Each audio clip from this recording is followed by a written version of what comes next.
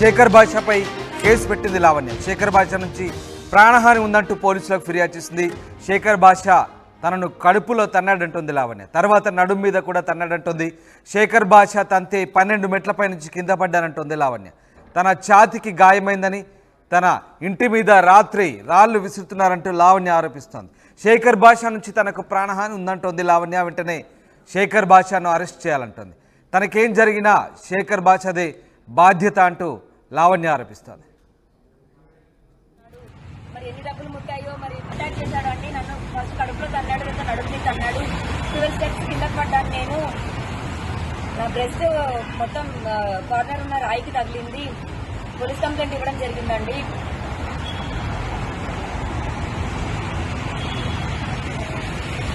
ఇంతవరకు మాటల్లో ఉన్న శేఖర్ భాష ఇప్పుడు నన్ను చంపేస్తానని ఈ అమ్మాయిని మాట్లాడుతున్నాడు.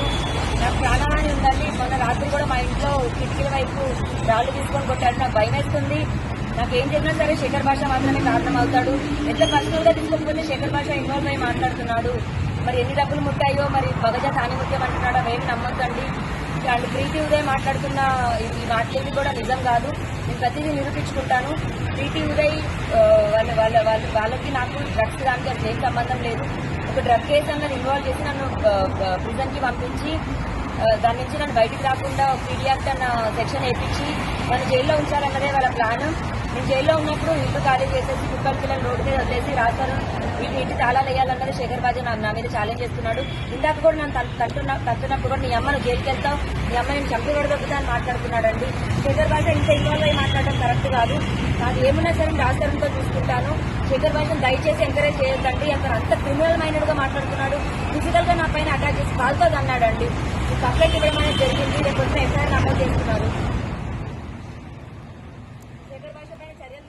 శేఖర్ భాష నుంచి తనకు ప్రాణహాని ఉందంటూ లావణ్య పోలీసులకు ఫిర్యాదు చేసింది.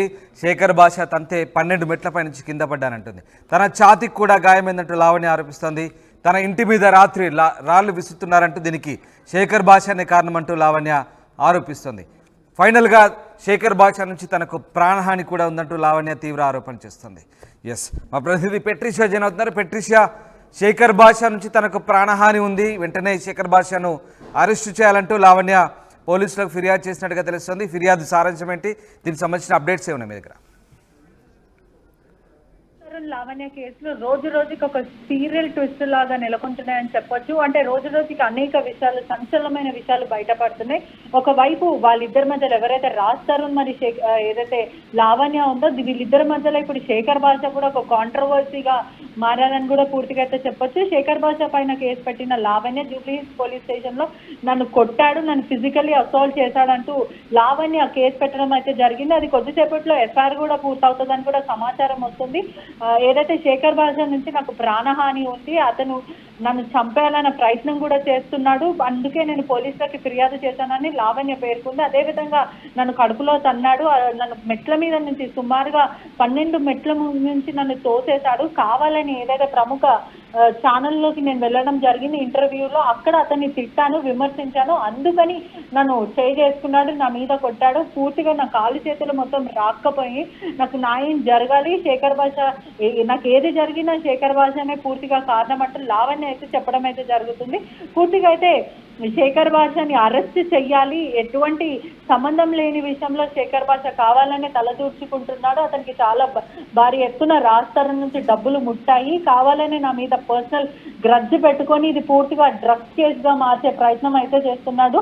గతంలో ఏదైతే నా మీద ఉన్న కేసులని దానికి అనుకూలంగా అతనికి మార్చుకొని మరి దీని ఒక డ్రగ్స్ మాఫియా లాగా సృష్టిస్తున్నాడు. వేరే ఇది అసలైన కేసు మాత్రం నాకు రాజ్ తరుణ్కున్న వ్యక్తిగత జీవితానికి నాకు న్యాయం కావాలని మీడియాను ఆశ్రయించడం జరిగింది. అది నన్ను జైలుకు పంపించడానికి, నా మీద అనేక పీడీ యాక్ట్లు వేయడానికి ఇదంతా ప్రయత్నిస్తున్నారంటూ లావణ్య చెప్పడం అయితే పూర్తిగా అయితే లావణ్య వర్జన్ మాత్రం మనకైతే క్లియర్ గా కనిపిస్తుంది. ఒకవైపు శేఖర్ భాష మాత్రం తీవ్రమైన ఆగ్రహం వ్యక్తం చేస్తున్నారు. ఇటువంటి ఆడవాళ్ళని సమాజంలో వదిలేస్తే భ్రష్టు పడుతుంది, వీళ్ళందరూ పెడ్లర్స్ గా మారి వేరే వాళ్ళకి కన్జ్యూమర్స్ అలవాటు చేస్తున్నారు అంటూ శేఖర్ భాష చెప్పడం జరుగుతుంది. ఇటీవలనే కూడా గత 2 రోజుల నుంచి చూస్తుంటే కూడా ఎవరైతే లావణ్య బాధితులం అంటూ మీడియాను ఆశ్రయించడం అయితే జరుగుతుంది. ప్రీతి కానీ వాళ్ళకి సంబంధించిన ఫ్రెండ్స్ కానీ వీళ్ళందరూ లావణ్య మమ్మల్ని చాలా ఇబ్బందులు పాలు చేసింది, మమ్మల్ని బ్లాక్మెయిల్ చేసింది, మాకు డ్రగ్స్ అలవాటు చేసింది, తిన వల్లనే నా జీవితం మొత్తం సర్వనాశనం అయింది.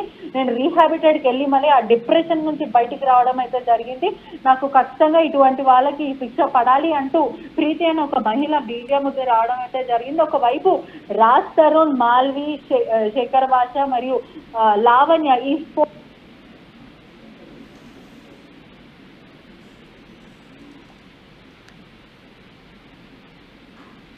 Right, yes, thank you Patricia.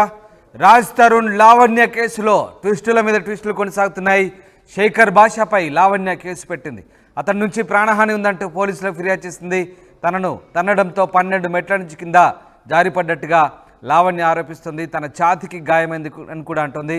ఇక తన ఇంటి మీద రాత్రి రాళ్లు రువ్వుతున్నారని, తనకు ప్రాణహాని ఉందంటూ శేఖర్ భాషపై తీవ్ర ఆరోపణలు చేసింది. అతను వెంటనే అరెస్టు చేయాలని, తనకేం జరిగినా శేఖర్ భాషదే బాధ్యత అంటూ లావణ్య ఆరోపిస్తుంది. ఈ నేపథ్యంలో శేఖర్ భాషపై లావణ్య పోలీసులకు ఫిర్యాదు చేయడంతో ఈ కేసులో ట్విస్టుల మీద ట్విస్టులు కొనసాగుతున్నాయి.